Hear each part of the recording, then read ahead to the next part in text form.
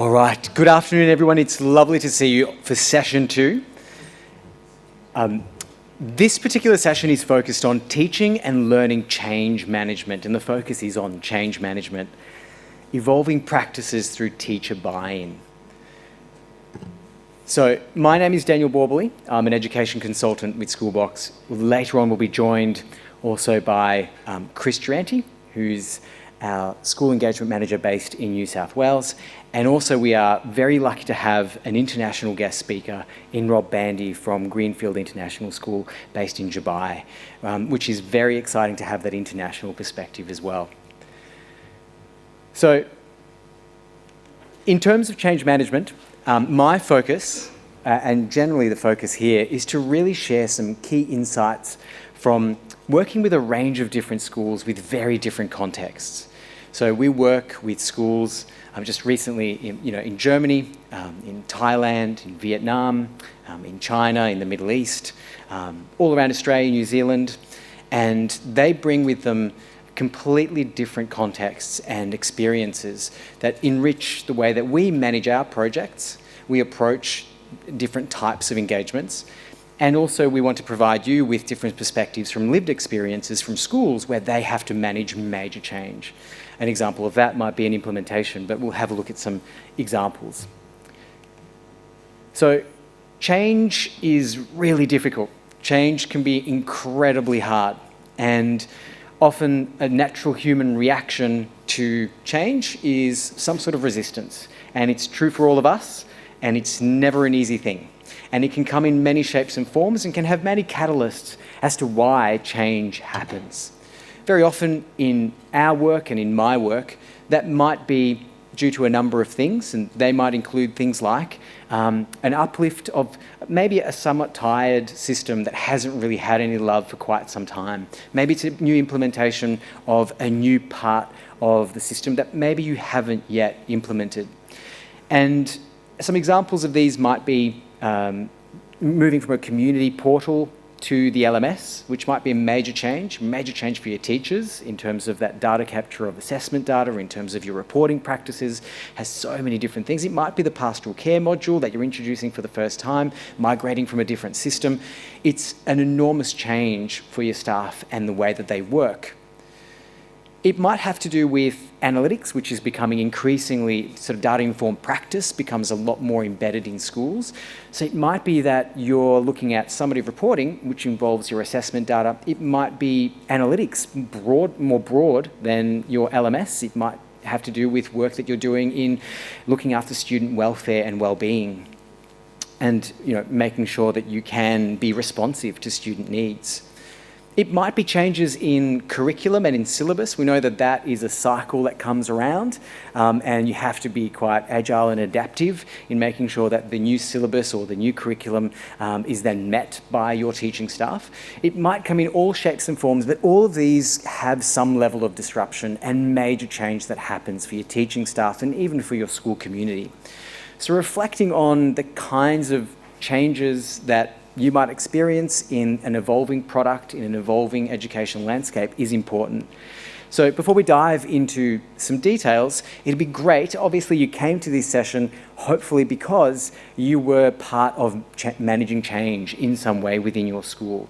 Perhaps maybe you're intimately involved in the ad stack within the school, maybe you have responsibilities in teaching and learning, or maybe in the welfare space. But it'd be great if you had a bit of a conversation as an introduction to people on your table, and hopefully you have people at your table who are not from your school, where you can chat a little bit about the type of changes that your school has implemented or is thinking about implementing before we dive into strategies and some examples of that change management. Maybe share your role of what your role in that change management piece is as well. I'll give you about 5 minutes to have those conversations.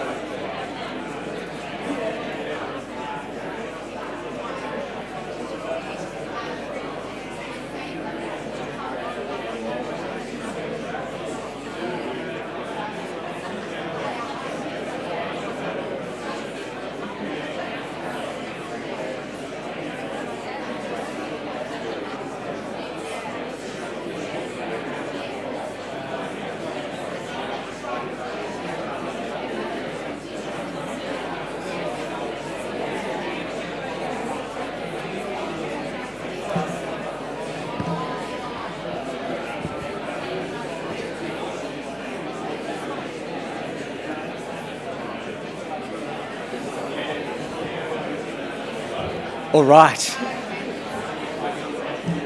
It really sounds like there's been some rich discussion, which is great.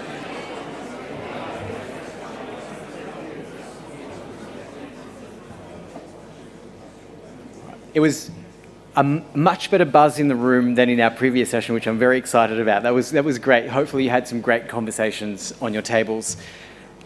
So change management is an entire area. I'm going to speak really from our lived experience as consultants, as school engagement managers.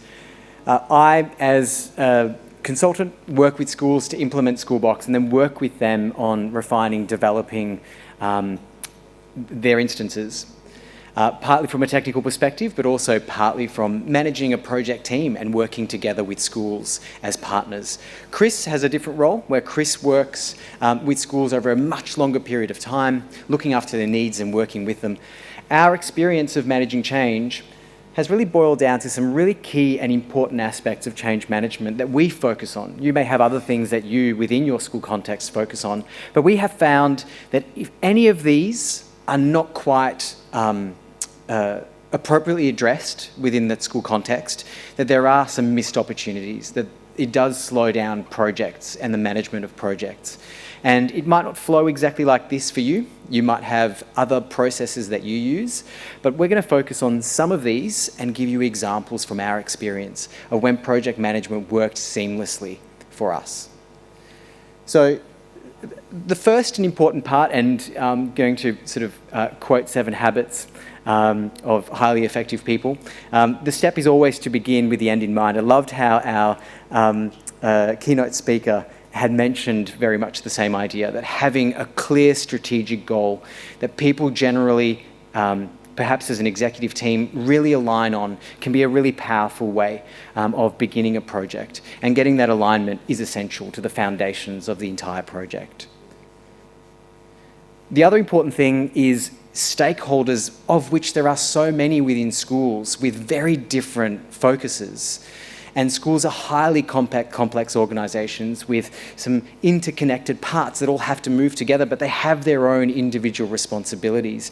And getting buy-in and addressing and communicating with each of those stakeholders is really important. We just presented with Laura Houston from Westbourne Grammar in the other room just before. And her approach of being so collaborative with parent panel sessions and group sessions with teachers and committees, there was such a pathway for her to go down because those committees had buy-in, because the important people who were stakeholders within that journey really said, yes, I think that's a great idea, let's run with it. The idea of collaboration in the building and in that sort of project progression is a really important part of that as well. I'm not going to go through each of those steps, but each of those are foundational. And if each of those are not there, so you don't have a pilot group, let's say, you have no testing processes in place, you've come up with something and you think it's brilliant, you run with it, and then you realise within about a week, and quite often you have quite vocal members of staff who will tell you that will not work for us. That's not working because of this reason, and that's it, we give up, we're not using your system because it's not going to work for us. Mitigating some of that would be a really important step. So we're going to dive into some of these examples from experiences from my consulting, from work that Chris and his team have done, and give you some examples of where schools have managed this really successfully. So the first area that I want to focus on is this idea of communication, which was such an important part of that engagement piece in our keynote speaker's address. And also tagged with that, the idea of communicating information is important, but then having and enabling your staff to have the capacity to follow through with whatever action you require of them is equally important. So the example I'm going to use here is implementing new functionality. We work on a 2-week sprint cycle, and there's a lot that goes out in just a single point release. We used to have 2, now we have 3 major releases in a year. That's a lot of change, and some of those changes are quite dramatic to the way that staff assess, or the way that staff use pastoral care, or different partners that we might have that we didn't have perhaps in the previous quarter. So managing the idea of changing functionality is a really important consideration often. So communicating change and having a really effective change narrative, we often find makes schools really succeed. Communicating the why and the reasoning behind why we're going down this path. Kirk is sitting right in front of me, I hope you don't mind, but Kirk was a recent implementation I worked with, really successfully working as a team to implement Schoolbox for the first time. Is this your second year? Yeah, second year. And Kirk and his team have been phenomenal through the entire process. And one of the important things, I was called on site at Villanova College up in Queensland, and I was on site working with them, and they spent the first, I think, a good half hour, I think, Kirk, from memory, really talking to their staff about the history and the why of what we're doing. Why are we going down this path? Why are we asking you to do this? Why is it that we're implementing these particular modules first? What were our different phases? How are we going to unfold this iteratively and keep crafting it, developing it, making it better for you as a staff? What are the great advantages that you will have? And that communication piece for that team was so effective that those teacher champions in the room really were taken along on this journey with them, and it was a highly successful implementation. I hope you don't mind me singling you out in the room. So some of the processes that you might think about when you're thinking about implementing new functionality, some of the processes might be identifying key strategic objectives, thinking about the learning needs. This is sort of LMS focused. So what are the learning needs within the school that need to be met by the system? Communicating a clear purpose and vision, empowering champions and early adopters, prioritising targeted professional learning, supporting staff to continually evolve their skills in the system, and also documenting and updating support materials. I'm going to also point out David, who's in the room as well, because I worked with David as well, right down the front, both sitting together. David and I worked together on an engagement to do with summative reporting, and he will present on that tomorrow. But one thing that David did absolutely brilliantly is document everything that he had created. Summative reporting is an incredibly complex project, lots of moving parts, time pressures as well. And David's documentation was incredibly impressive and helped the staff be consistent in the capture of data. So what does this look like as an example? So we're going to use the idea of AI tools and lesson planning. You'll hear James and the team and the product team talking about the new AI-powered tools that you will have and you can leverage within the learning management system and also throughout Schoolbox. We're going to look at communicating that change narrative, but now with the idea of your staff using these AI-powered tools. So what does it look like in terms of your strategic planning and alignment? I'm sure that most of your schools have now a way down the road of thinking about your policies and practices around AI and how it's embedded into your teaching practice. So that strategic alignment from leadership around the effective use of AI within Schoolbox would be an important thing. They need to know what are these features, how do we leverage them, and make decisions around what to use and when. Selecting your early adopters and undertaking some pilot testing. We have had some schools do some testing very early on of AI integrations within the text boxes. And as James referenced within his introductory remarks, sometimes AI does give you some very quirky responses. Sometimes there are certain prompts that work better than others. Trialing things in certain contexts, any tool, with a pilot group from various faculties can be a really powerful way of honing not so much what you can do with AI, but how do you approach the training and the upskilling of your staff? What do they need support in to use this tool effectively? Communicating both opportunities and current limitations of AI. There will be limitations, I'm sure, that you're aware within your school context, where it's a powerful tool, but acknowledging the fact that it's not perfect, that it requires co-creation, that it requires quality control, and a teacher to say, yes, absolutely, that is a cover that I'm happy to leave because it has all the ingredients. And me, with my expertise, would be happy to leave that cover that AI had helped me generate. Professional learning would be a very important part of upskilling your staff because some people are just intuitively very good at generating prompt, and prompt engineering is a skill, but some people are very new to it and don't really know what types of prompts to create that will actually give them usable responses. I find coaching particularly, I know that general staff professional learning can be powerful, but having a role in the school of someone who has skills, expertise, and can be dedicated to coaching staff can really be a powerful tool as well. Supporting staff to continually evolve their prompt engineering skills. AI is only going to be as successful as the person that helps feed it information and the right type of information in the right way, and giving your staff that skill can be a powerful way of making sure that that change management piece of saying, yes, this is successful, yes, this will absolutely help me with my teaching, would be a really important consideration as well. Reinforcing the idea of co-creating with AI, and then the documentation around AI and how you want your staff to use it, when to use it, and how to guide their students. Obviously, students will also be using, not within Schoolbox, but through other ways, AI integrations through various apps that they can access. In terms of our help to support you, this is just a screenshot of the release notes of what's new in Schoolbox for the last major release. Notice here that we try and help you as much as possible with that change management piece, providing you with short videos and a deeper explanation about the new features.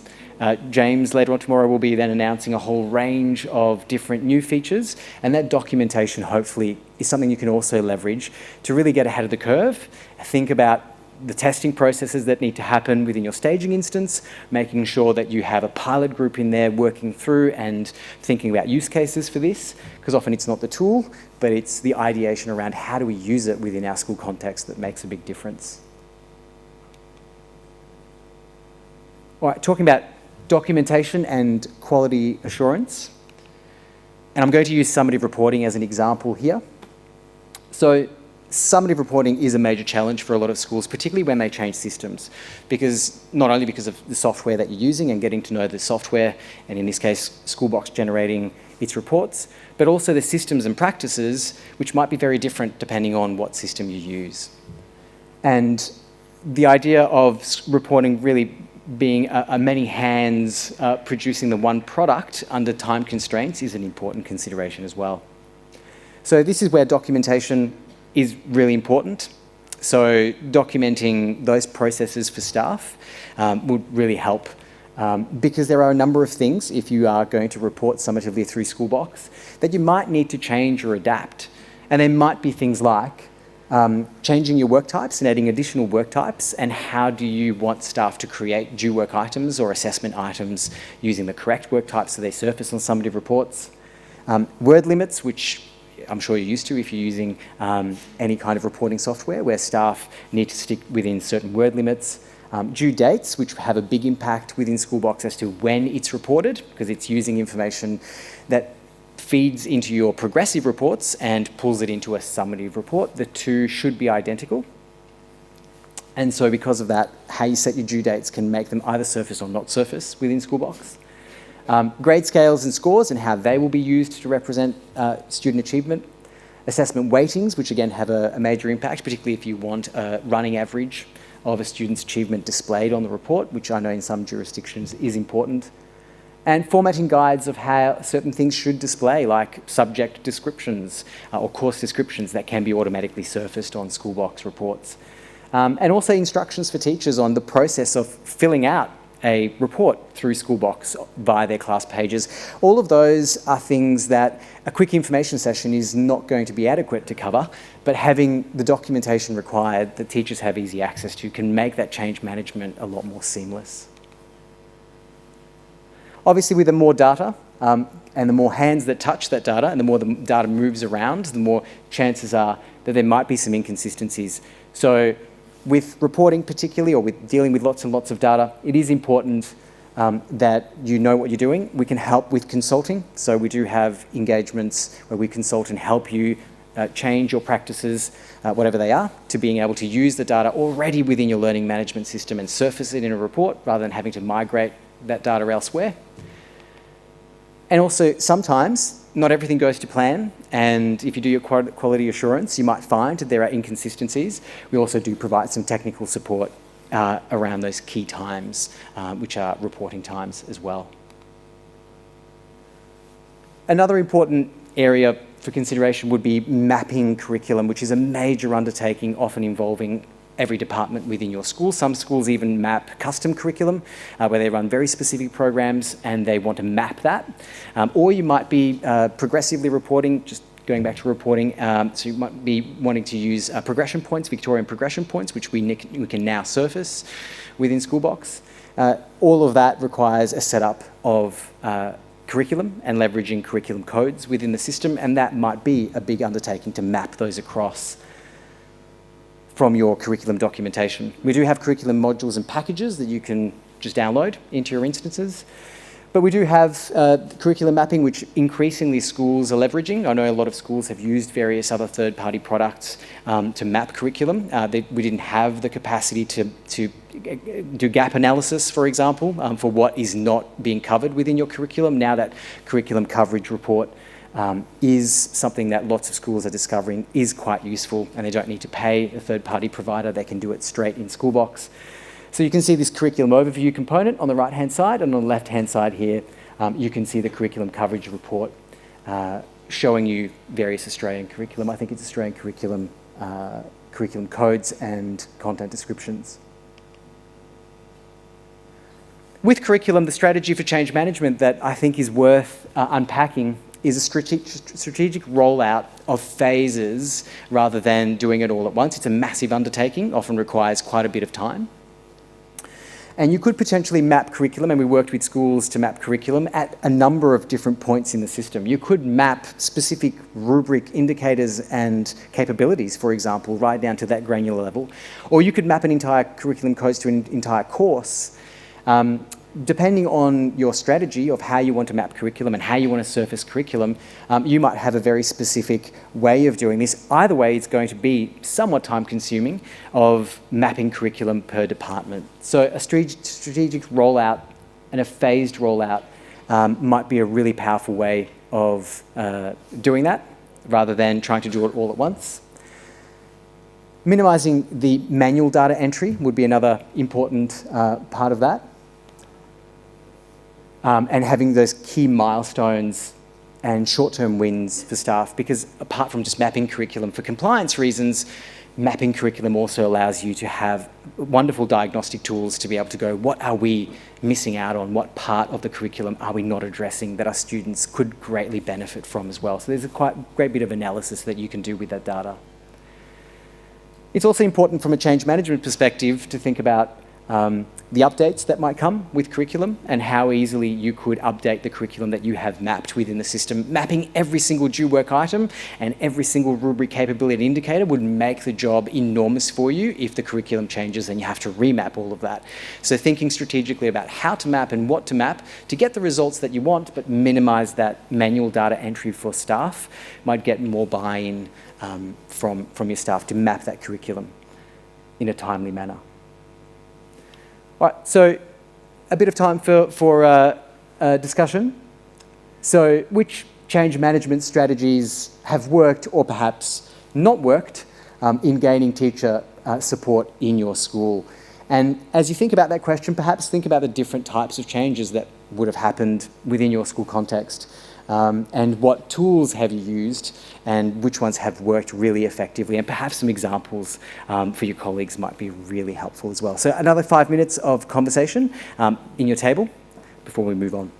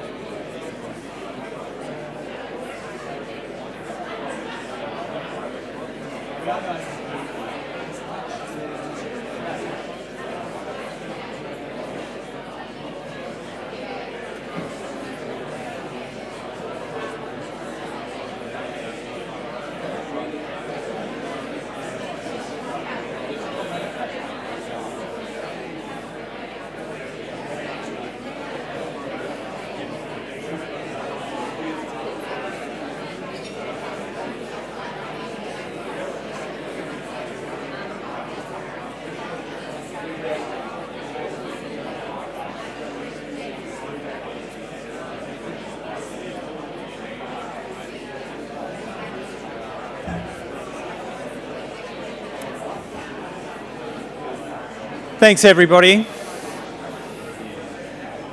Nice to hear the chatter in the room and the sharing of ideas and the connecting. So, as Dan said, my name is Chris Durante. I'm the School Engagement Manager in New South Wales, ACT and New Zealand. I'm based in Sydney. I have the honour of welcoming our guest speaker to share his story on change management across his school. I'd like to introduce Rob Bandy, who is the Head of School Improvement at Greenfield International School in Dubai. Without stealing too much of his thunder, Rob has led the school through a number of large change management pieces in Schoolbox in the areas of unit planning for IB, summative reporting in the teaching and learning space, and also things like pastoral care and community engagement outside of that area. So please join me in welcoming Rob to the stage.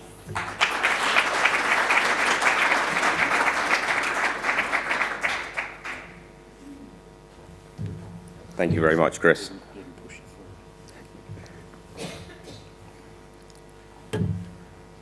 So there's me. Let me start off today by offering my hearty congratulations to anyone who has not slipped on a wet Melbourne pavement this week. So please excuse my appearance. Thank you for the sympathy. I'm going to start by showing you an image which kind of resonated with me when reflecting on the Schoolbox journey that Greenfield has made.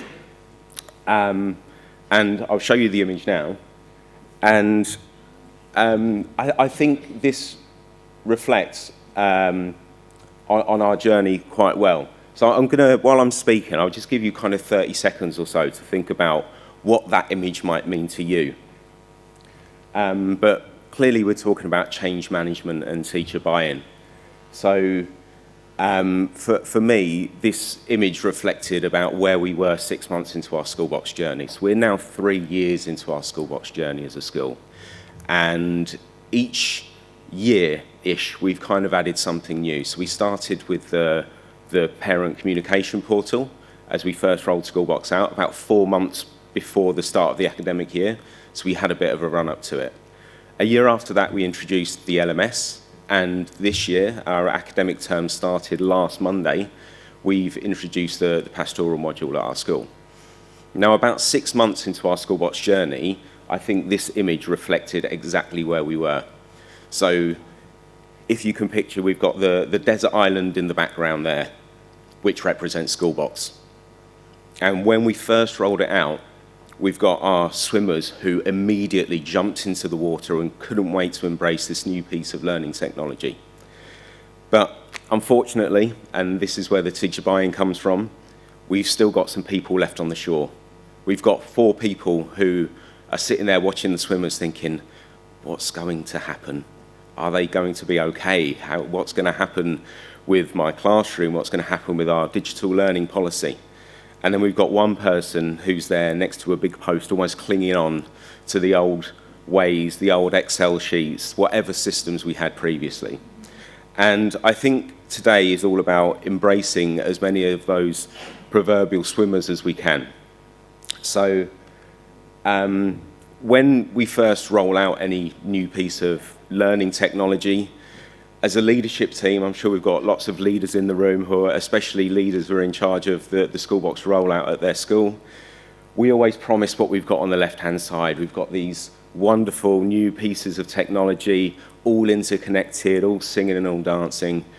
But the danger is, and if we don't nurture it carefully, we end up with what's on the right. We end up with people isolated in classrooms, programs or laptops in this case gathering dust and kind of falling apart because the teacher buy-in wasn't there, the implementation wasn't there, and just bringing everyone along on the journey to avoid that happening. So I fear in the first session this morning, someone spoke about 4 Cs, and I dreaded what was going to happen with my presentation, so I've got a different set of 4 Cs, so sorry about this. I think on our journey at Greenfield International School, I think we can break down our journey into these 4 elements: clarity, communication, capacity, and culture, which describes the teacher buy-in and the change management that happened at Greenfield. So I'm going to start with the first one, with the clarity. Now, where we came from as a school, and I'm sure many of you will empathise with this as a situation. So prior to using Schoolbox, we just had so many different platforms. There was not one centralised system. I'll try not to name names of other companies while I'm here, bearing in mind where I am. But we had one platform that did the learning moments separately. We had one platform that housed our curriculum separately. We had countless Excel spreadsheets that housed data separately. They're kind of just festering in departments on their own with no uniform approach, no school transparency. And the purpose of Schoolbox was to bring everything into one place. And in our environment, I'm obviously working in Dubai presently, but I know you'll have similar situations whichever schools you're working in. There's pressure from external bodies as well.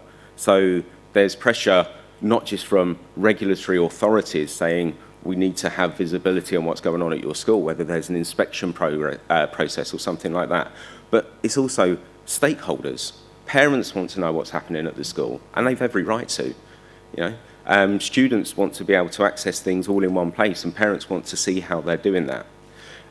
So the process around the clarity of bringing in Schoolbox is a sound one. It's a justified one. We want everything in one place. We want a centralised system.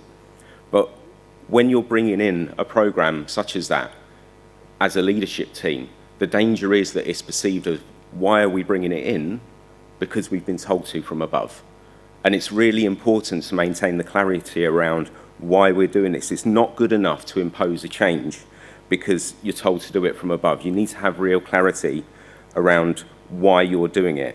And that clarity has got to be to improve the experience of the stakeholders, to improve the quality of experience for teachers, convenience, less work, to improve the experience as parents, to be able to see. The most common question we had before Schoolbox is, I just want to know what my child's learning. And to have an area where they can actually see the curriculum. No one's asking to publish lesson plans every week, but I just want to know what my child's learning in maths. I just want to know what my child's learning in science. And then I can help them at home. And it brings everyone together. And that's the clear thing that Schoolbox is able to do for our school. Moving on to the next part, the communication. So as I've briefly explained, we rolled the whole Schoolbox platform out in stages at Greenfield International School. So we started with the communication portal, and about 4 months before our term started, we had the big setup. Schoolbox team were absolutely wonderful, and some big sessions, all held via the medium of video conferencing, because we're a 13-hour flight away, so often I see these people at the other side of the screen. But even through video conferencing, we were able to lead whole staff professional development sessions, get everyone clicking around, learning how to, even though we weren't rolling it out quite this far, learning how to create pages and groups and how to edit things, but also mainly be able to kind of create news and just keep parents updated, and managed to do that en masse. One thing we actually made a little mistake in rolling out is making it multi-channel. So rather than a kind of top-down process of whether it's me leading a session or whether it's Schoolbox leading a session, bringing on lots of different senior or even middle leaders on board to actually roll that process out. And we didn't necessarily do that well enough. And, you know, for any schools taking up Schoolbox and worrying about teacher buy-in and how we're going to manage that, please get as many middle and senior leaders involved in driving it before you release it to teachers. Because if you've got a wide range of those middle and senior leaders on board and a teacher's struggling, it's very easy for them to reach out. It's not very easy for those teachers to reach out to one point at the top and get that help. And I think if I could go back and do it again, that's exactly what I would do. Whether you do it through departmental champions or grade level coordinators, heads of year, whatever the terminology is in your context, please get as many of those leaders on board as possible. And then communicating what the expectation is. And I think that's the key to rolling it out in stages. So in the first year when the expectation is we just need to communicate with our parents, we just need a portal to do that, it's a manageable thing for our teachers to do because their time is very, very precious. And one of the common frustrations is, I haven't got time for Schoolbox. Well, you have, because this is making it easy for you. That's the sell as a senior leader to do that. And then we move on to capacity. So everyone, I'm sure if you picture the staff at your school, you could imagine straight away one person, one member of staff who's the digital whiz, and one member of staff who struggles to switch their laptop on and engage in kind of basic Excel functions and things like that, or taking the register online. So once you've got those two people in mind, think about the approach to how they're going to learn about Schoolbox. So have you got a differentiated approach, just as you would for the students in your class? Have you got a differentiated approach for the rollout? How do these people get help? So you've got your tech-savvy person who's absolutely flying with Schoolbox and has encountered a problem, they'll still need help. You've got your less tech-savvy person who's struggling with the basic functions, they still need help. That help's got to be a constant as you go through the entire process. And also, when do you help them? When do they get to learn? What do those sessions look like? So it's just making sure that you can empower your staff to do that. And then lastly, just moving on to the culture there.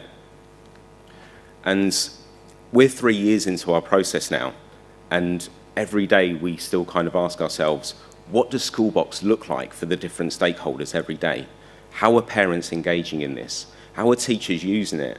Is it a start point for the student experience every day? Is it log on to Schoolbox and navigate from there, which makes it really easy for students? It's got to stay as that centralized platform. My next bullet point's a little bit corny, sorry about that. Say thank you for failures. But by that, I mean, even when a teacher messes up, it's okay. So I'll give you an example. In our primary school, we've got an absolutely wonderful French teacher, outstanding practitioner, but also one of the swimmers, one of the first swimmers on the way to that desert island of Schoolbox. And she managed to work out all by herself. So in the primary school, we don't use assessments and do work on our LMS, but she managed to work out all for herself how to build a course, how to push it out. And when she came to me saying, this isn't working, you know, it's making sure that you take the approach of, I never asked you to do that. Why are you doing that? But you're really trying with this. I want to be able to help you. So thank you for messing it up in a way, because you've actually pushed it so far and you're pushing the primary into something that's going to be really helpful for their teaching and learning processes. So thank you for doing that. Here's how to make it better. And I think that just develops that culture of, it's okay to play with this. It's okay to try new things and try and make things better. And in that way, you know, people have that safety to think, yeah, I'm going to explore this. I'm going to try and experience different things and try and work out how I can improve the platform. And I think lastly, just even 3 years into the process, I mean, quick show of hands, who's in their first year with Schoolbox? Who's done 5 years or more? All of you with your hands up right now for 5 years or more, you know that the job's not done with Schoolbox. Schoolbox is constantly evolving. It's, especially with the LMS, we've put in the pastoral side this year. That job is never done. just like the teaching in your classroom is never done, just like your unit plans are never done. They constantly evolve, they constantly improve. So please also bear that in mind when focusing on the teacher buy-in. That's the end of my slide, so thank you very much for your attention. And just a quick little Q&A, if we have time or anyone has any questions. Rob, thank you so much. Great insights. Don't go away yet. I'm going to open this up to the floor shortly. I do want to ask Rob, your scenario that you painted at the start with the island and those four or five people that were still on the shore, have they made it to the other side yet? Or what's that looking like now? I think they've possibly dipped a toe in the water. Okay. But it's really important to keep reaching out to those people, I think. And when I talk about breaking it down to senior and middle leaders, making sure that they've always got someone to reach out to. I mean, there's definitely been more and more converts as we've gone along. They've definitely tried new things, and even at the start of each year, able to go through the process of importing courses into their classes. So they've definitely come a long way from when they first started out. And the guys on the other, the people on the island itself, how did you? I'm curious to know how or if you, celebrated those people and celebrated wins along the way. What does that look like? Yeah, do you know? Personally, absolutely celebrated the people that have come up to me and gone, I never realised Schoolbox could do this. I had a physics teacher a few months ago saying, I didn't know I could edit the rubrics. Being able to import all the rubrics for his NYP classes was great. But then he said, I can adapt these. And it was just that little moment of, he's been exploring, he's worked this out for himself, and that's great. I think another misstep that we've done as a school is not always celebrated that. So where you've got departments or groups of people using it well, possibly should have celebrated that more. And that's a great reflection point for me. Yeah, nice. So, we have a couple of minutes. What's happening out there? Where's your curiosity? Can we hear from anybody that has some questions? Yeah, perfect. Thank you. We are not a Schoolbox school yet. In terms of the different phases that you spoke about, the parent communication, pastoral module, did you make that vision clear to teachers in terms of this is the 4 different things we're going to focus on year, or was it each year you kind of made that clear of this is what we're doing this year? I mean, that's a really good question, by the way. Yes and no. So the intention was always, we want to streamline everything by using Schoolbox as our one-stop shop. It's that one platform. But I think at the time, we didn't say, you're going to be recording all of your pastoral incidents on the Schoolbox module. But that was also kind of implied in that we're slowly removing all of these other applications. You won't need to worry about all of these other applications because you'll be able to do it all on Schoolbox. I think looking back, maybe that's something, it's a very dangerous one to make clear to staff at the start, because if you've got, let's say, 5 or 6 different platforms and you're saying, right, within 2 years, we're pulling the rug and removing all of them, that's a really scary thing for them to know. But you've also got that responsibility as a leader to say, but this is where we're going. You kind of need to know this. And it's a really delicate balance to strike. So yeah, that's a really good question. Anyone else? One more, I think. I appreciate your insights. Thank you very much. I'm interested in what your review cycle looks like. So I really understood something of your rollout, but particularly in terms of those earlier sort of pieces you spoke about with parent communication and the LMS. What does it look like for your team now to review what's working and what's not? Yeah, I think there's lots of different elements within that question. So one thing we've done over the last 6 months is do a complete sort of, not rebrand, but an overhaul of the layout of Schoolbox to make it easier for parents to find things. So I've seen a lot of instances where things are kind of set up in 2 different columns. But we know that our parents use Schoolbox on mobile devices. And if you're on a mobile device, those 2 columns go underneath each other. So we've just turned everything into one column, and we've had really good feedback from that. I think your question probably was aimed more at the processes of parent communication as well. So that's something that we constantly look at. I wouldn't say we have an annual review or anything like that, but it's something that we have as almost a standing agenda item in our SLT meetings. So one discussion we had over the past year was, how do we use priority news? Is priority news this event's happening tomorrow and you really need to know about it, or is priority news the school's flooded, don't come in? There's two very different approaches to that. And so all of those different kind of communications, so priority news as an example, if you have too many priority news items, they're not priority anymore. And then parents are scrolling through to see what comes up. So that's just one example of something that we've refined in recent years.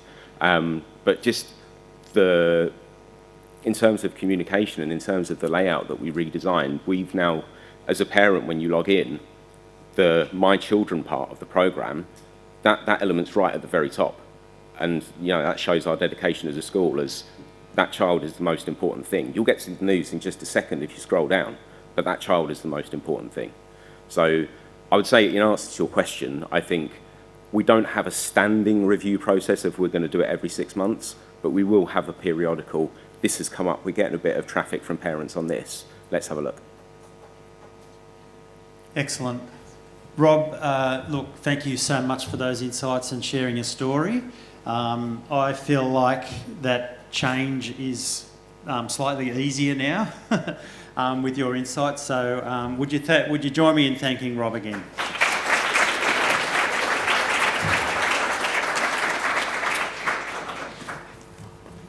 And I'd love to be thanked for my failures too from the people in my life. So that's a great concept. I realise that I stand between you and lunch. However, please, I hope you've enjoyed the session. On behalf of Dan and myself and Rob, thank you so much for coming. Can you please keep the conversation going? Please visit the strategy studio for further conversations around these concepts, and enjoy lunch. Thanks, everyone.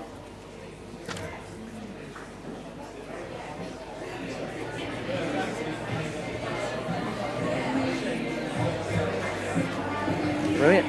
Well, that's most of us.